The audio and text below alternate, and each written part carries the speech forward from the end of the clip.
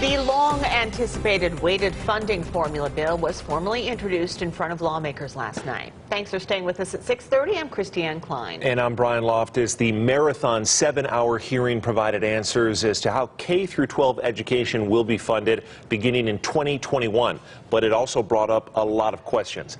As Politics Now co-host Patrick Walker explains, there is a lot of skepticism surrounding the plan introduced just 2 weeks before the end of the legislative session.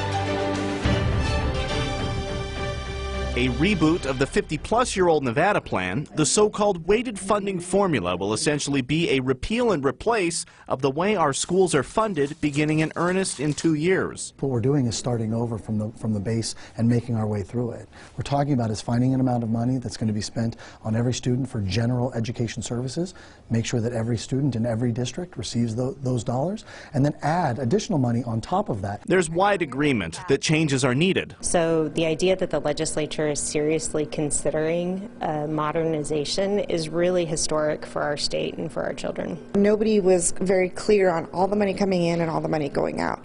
This simplifies the whole thing and makes it much more transparent. But there isn't a consensus right now on whether or not this is the way to do it. Republicans are balking that it took until the end of the session for the 120-page bill to come forward. Progressive groups are expressing disappointment that the bill doesn't include any new revenue, just redistributes what's already being generated. Rural school districts are concerned about a provision that won't give them any funding boost in the near future as more money is shifted primarily to Clark County schools. Both the state and Clark County teachers unions share those concerns as well. The bill also walls off significant chunks of funding that the unions can't seek during salary negotiations. Senate Bill 543 can be amended several times before it ultimately hits the governor's desk if it passes. One of the bill's architects, however, cautions that too many changes could cause the formula to fall apart. I understand that we may have to tweak it some ways, but the interconnectivity of that bill is critically important to its ultimate success. Patrick Walker, 8 News Now.